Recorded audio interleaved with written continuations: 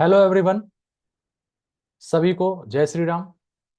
स्वागत है आप सभी का आपके अपने चैनल लर्नर्स फेलो पे। आज के इस सत्र में आ, मैं रोहन आप सभी का स्वागत करता हूं और आज के इस सत्र में हम बात करने जा रहे हैं एसएससी सीएचटी का पेपर जो कि 9 दिसंबर 2024 को होने जा रहा है, उससे संबंधित बातें इस सत्र में हम करेंगे।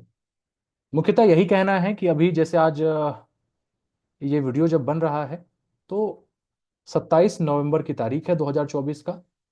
अब से आपके पास 28, 29, 30, 1, 2, 3, 4, 5, 6, 7, 8 लगभग 10 से 11 दिन, मुख्यतः मान के चलिए 10 दिन आपके पास अभी है।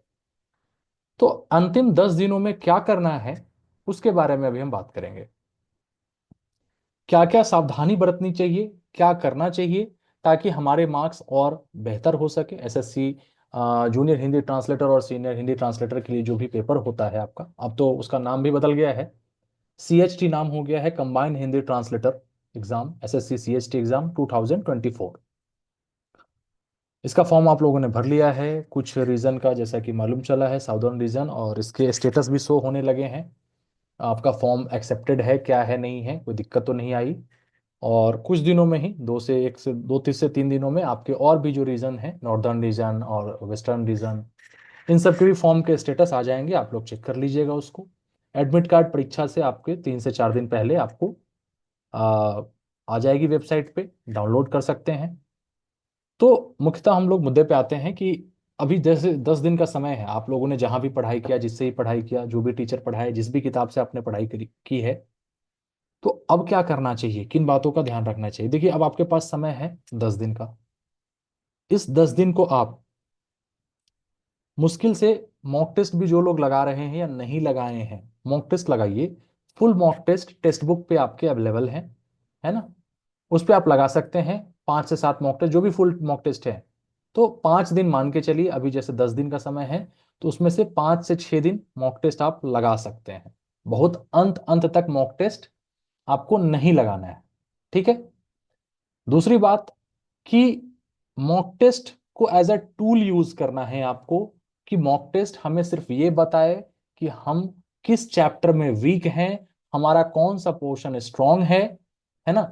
ये नहीं कि उसको देख के बहुत खुश हो गए कि मेरे तो 170 बन रहे हैं, मेरे 180 बन रहे हैं, और ना ही मॉक टेस्ट के स्कोर देख के आपको निराश होना है कि अरे मेरे तो 145 ही रह गए, 150 से ऊपर बढ़ ही नहीं रहा। तो मित्रों, मैं सिर्फ ये कहना चाहूंगा आपसे कि जिनके भी स्कोर 140 से 145 के अप्रोक्स मॉक टेस्ट में बन रहे हैं, उनके स्कोर 150 प्लस जाएंगे फाइनल एग्जाम में, जो आप प्री के एग्जाम देंगे। क्योंकि 5-7 नंबर आपका बढ़ता है, क्योंकि जब एग्जाम देते हैं तो फुल्ली कंसंट्रेशन के साथ देते हैं, फुल कंसंट्रेशन आपका वहां रहता है।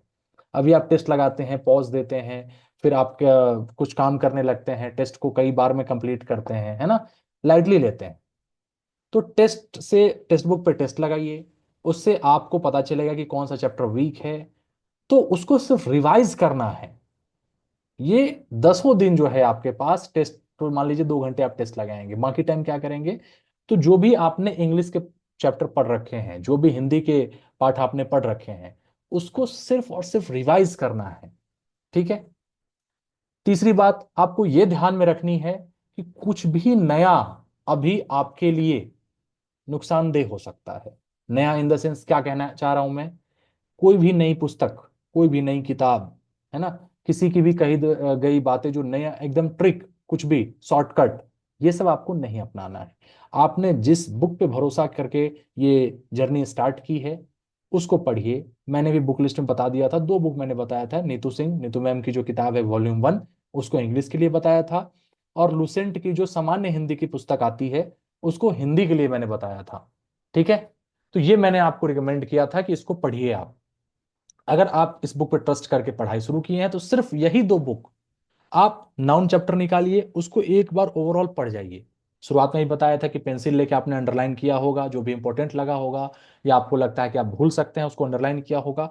उस पर ज्यादा फोकस करना है कि ये इंपॉर्टेंट है, फिर प्रोनाउन चैप्टर निकाला, ऐसे करके इंग्लिश का रिवीजन कर लिया।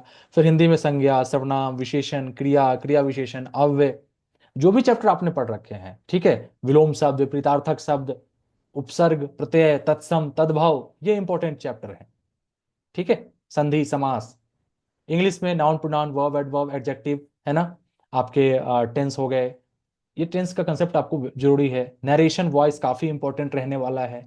तो अभी सारे चैप्टर का रिवीजन हो जाने के साथ साथ एग्जाम से 2-3 दिन पहले भी नरेशन, वॉइस, संधि और समास, इन 4 चैप्टर का रिवीजन अच्छे तरीके से करके ही जाइएगा एग्जाम में। इनसे सवाल जो है वो ज्यादा रहते हैं। दूसरी बात कि जब आप अटेम्प्ट करते हैं मॉक टेस्ट, उसमें सबसे पहले आपको आपका जो सबसे स्ट्रॉन्ग पोर्शन है, जैसे मान लीजिए किसी की हिंदी ठीक है, तो वो सबसे पहले हिंदी का क्वेश्चन अटेम्प्ट करे, और उसमें जो अपठित गद्यांश का पोर्शन है, पैसेज का पोर्शन है, उसको वो अटेम्प्ट ना करे, उसको स्किप करिए। फिर उसके बाद इंग्लिश पे स्विच करिए, इंग्लिश पे सारे क्वेश्चंस आप बनाइए, उसमें पीक्यूआरएस के जो सवाल आते हैं अरेंजमेंट के, सेंटेंस अरेंजमेंट के, और पैसेज, अनसीन पैसेज, उसको भी स्किप करिए, ठीक है। तो हिंदी के उधर गद्यांश छूटे हुए हैं और इधर आपका अनसीन पैसेज और पीक्यूआरएस वाले सवाल हैं। तो जब इंग्लिश का कंप्लीट हो जाए बाकी सवाल इनको छोड़ने के बाद, फिर से आप हिंदी के पोर्शन पे जाइए और वहां पे अपठित गद्यांश जो आपने छोड़ रखे हैं उसको सॉल्व करिए फिर, क्योंकि ये टाइम लेता है, और टाइम लास्ट में आपके पास जिस हिसाब से रहेगा उस हिसाब से आप सॉल्व करेंगे। फिर उसके बाद इंग्लिश वाले पे आइए, पैसेज सॉल्व करिए और लास्ट में पीक्यूआरएस को करिए। पीक्यूआरएस बहुत ही आसान है, जिनको हार्ड लगता है उनको मैं बता दूं, ये ऐसे सवाल हैं कि ज्यादा नहीं, 15, 20, 25, 50 क्वेश्चन सॉल्व करके अगर आप गए हैं तो वहां पे ऑन द स्पॉट ऑफ फैसला लेके उसको आप काम कर सकते हैं और उससे नंबर गेन कर सकते हैं। वो जस्ट लाइक एज रीजनिंग समझ लीजिए उसको, वो आपके स्कोर में इजाफा कर सकते हैं। तो उससे डरने की जरूरत नहीं है। पैसेज देख के जिनका सर दर्द में दर्द आ जाता है, उनको भी ये कहना चाहूंगा कि पैसेज भी आपको नंबर दे के जाते हैं। अगर सही तरीके से समय का इस्तेमाल अगर आप करें तो पैसेज से नंबर काफी अच्छे आ सकते हैं। लेकिन पैसेज मांगता क्या है, तो समय। एग्जाम में हमें पैसे की जरूरत नहीं होती, सबसे कीमती हमारा क्या होता है, टाइम। हम एक सवाल पे कितना टाइम स्पेंड करेंगे, ये मैटर करता है किसी के सिलेक्शन होने में और किसी के रिजेक्ट होने में। सिलेक्शन और रिजेक्शन में यही फर्क होता है कि आप किस सवाल को अटेम्प्ट करेंगे। उससे ज्यादा इंपॉर्टेंट ये भी होता है किस सवाल को हमें छोड़ना है, स्किप करना है। आर्ट ऑफ स्किपिंग, ये एग्जाम में बहुत ही मायने रखता है। और इंपॉर्टेंट बात यह है कि पीक्यूआरएस को जब आप सॉल्व कर रहे हैं, जो सेंटेंस रीअरेंजमेंट के सवाल आते हैं, उसको आपको ऑप्शन के थ्रू करना है। सबसे पहले आपको जो 4 ऑप्शन में दिए गए हैं सेंटेंस, उसको पढ़ लीजिए। उसके बाद ऑप्शन पे जाइए, ऑप्शन में देखिए कि 2 ऑप्शन कौन कॉमन है, कम से कम 2। जैसे एबीडीसी और एबीसीडी, ऐसा 2 आया, तो हमने देखा कि ए बी 2 में कॉमन है, तो सबसे पहले हम उस ऑप्शन को चेक करेंगे। पहले एबीसीडी को देखेंगे, ये सही लग रहा नहीं लग रहा, फिर एबीडीसी को देखेंगे, ठीक है। और अगर कोई सही मिल जाता है तो उसके बाद पीक्यूआरएस वाले में बाकी ऑप्शन को एक नजर देख लीजिए। कई बार होता है कि माइन्यूट सा डिफरेंस होता है और हम गलती कर बैठते हैं, वो नहीं करना। तो ये कुछ बातें इंपॉर्टेंट है। इस 10 दिन को, अगर आप इन 10 दिनों को अगर अच्छे तरीके से रिवीजन में लगा देते हैं, अपने कंफर्ट जोन से थोड़ा सा बाहर निकल के, क्या हुआ, कितने दिन पढ़े, कहां से पढ़े, कोई मैटर नहीं करता, कुछ भी मैटर नहीं करता आपके लिए। इस 10 दिन को भी अगर अच्छे से आप यूटिलाइज कर लीजिए। अगर आप प्राइवेट जॉब में हैं, अगर छुट्टी अप्लाई कर सकते हैं तो आप छुट्टी ले लीजिए, अगर थकान हो जाती है, समय की कमी पड़ रही है, क्योंकि ये 10 दिन आपकी लाइफ को चेंज कर सकता है। हिम्मत जब आपने इतना दिखा ही दिया है तो 10 दिन और मजे में एकदम जम के मेहनत कर लीजिए अच्छे से। फिर पेपर 1 में जितना अच्छा स्कोर कर लेंगे, पेपर 2 पे निर्भरता आपकी जो है उतनी कम हो जाएगी। पेपर 1 में आप चाहें तो 170 भी ला सकते हैं, 180 भी आ सकता है। तैयारी कैसी है डिपेंड उस पर करता है। और एक सेफ स्कोर अगर आप जानना चाह रहे हैं कि कितना का टारगेट लेके दिमाग में रखा जाए एग्जाम के लिए, सभी कैटेगरी के लिए बता रहा हूं, 160 का टारगेट लेके चलिए कि मुझे 160 अटेम्प्ट करने हैं। अटेम्प्ट ज्यादा करेंगे तो 160 आएंगे, ध्यान रखिएगा।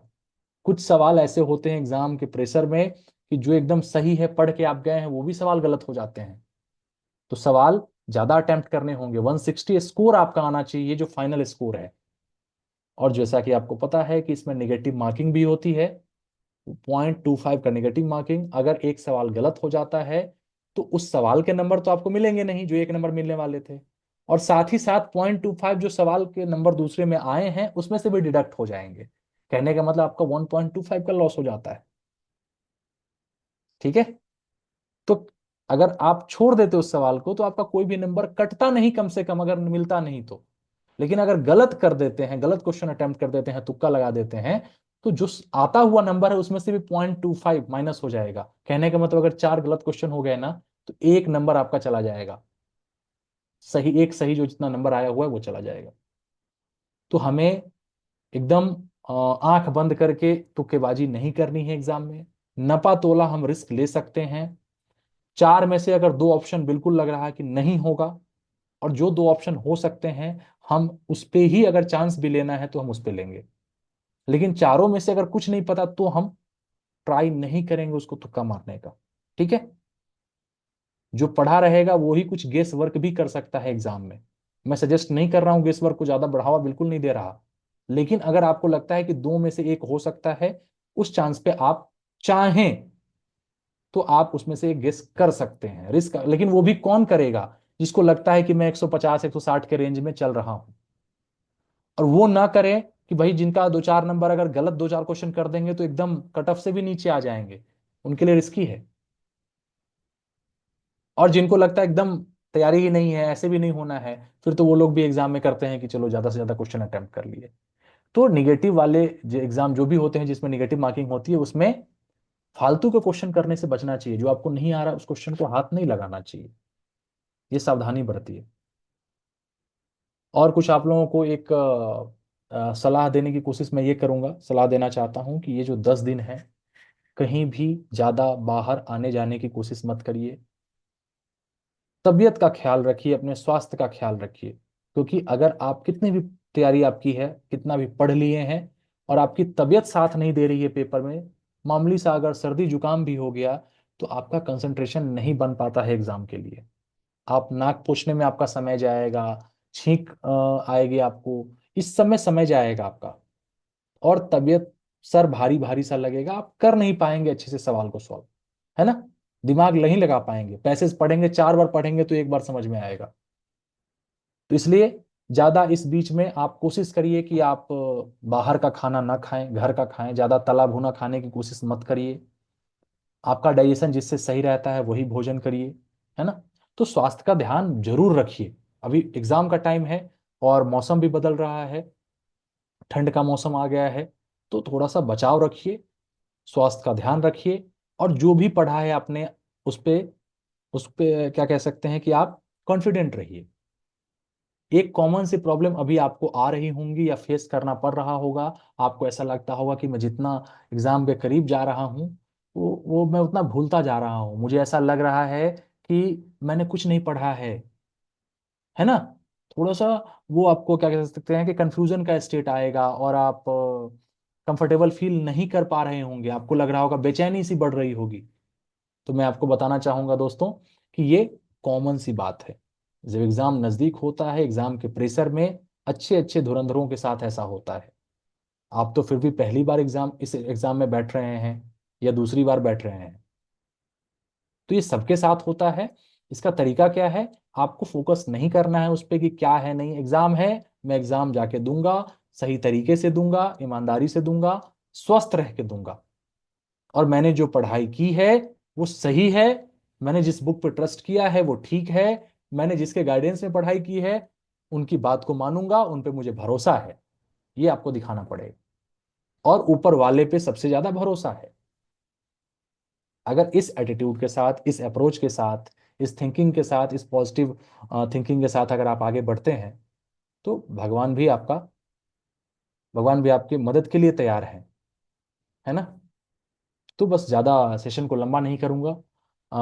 इन्हीं सब बातों के लिए सोचा कि एक वीडियो आपके लिए बना दूं। और कोई भी दिक्कत आती है तो डिस्क्रिप्शन बॉक्स में हमारे व्हाट्सएप ग्रुप का लिंक दिया गया है, टेलीग्राम ग्रुप का लिंक दिया गया है, जहां आप जैसे कई सारे लोग जुड़े हुए हैं, और आपस में जो भी पढ़ाई के क्रम में जो भी इस एग्ज़ाम से रिलेटेड दिक्कत आती है वो पूछते हैं ग्रुप में।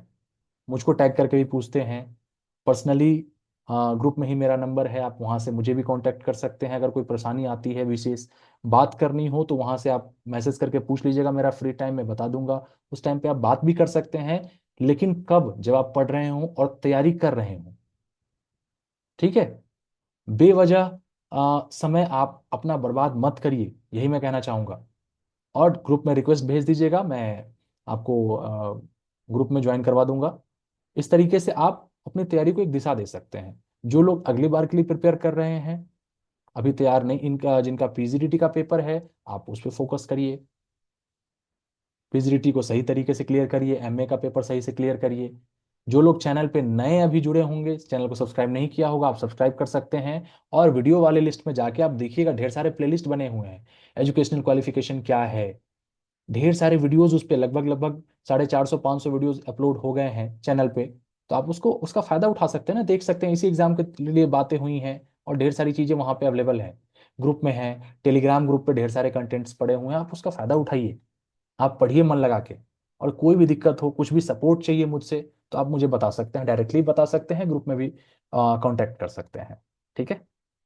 तो अपना ख्याल रखिए, और विशेषकर मैं कहना चाहूँगा, स्वास्थ्य का ध्यान रखिए। पेपर का समय है, एग्जाम का टाइम है। और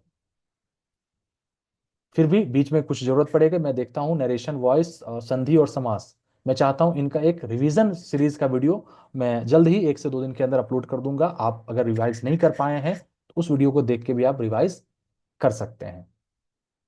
तो इन्हीं सब बातों के साथ आज का ये सत्र समाप्त करता हूँ। आप सभी को शुभ रात्रि। बहुत बहुत धन्यवाद इस सत्र में जुड़ने के लिए। वीडियो पसंद आया होगा तो और भी जो दोस्त तैयारी कर रहे हैं उनके साथ आप शेयर कर सकते हैं। बहुत बहुत धन्यवाद, मिलते हैं अगले वीडियो में।